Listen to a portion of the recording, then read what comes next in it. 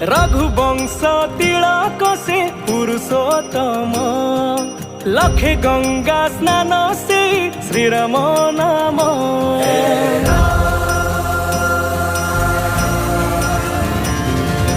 रघुवंश तिलक से पुरुषोत्तम लखे गंगा स्नान से श्रीराम नाम।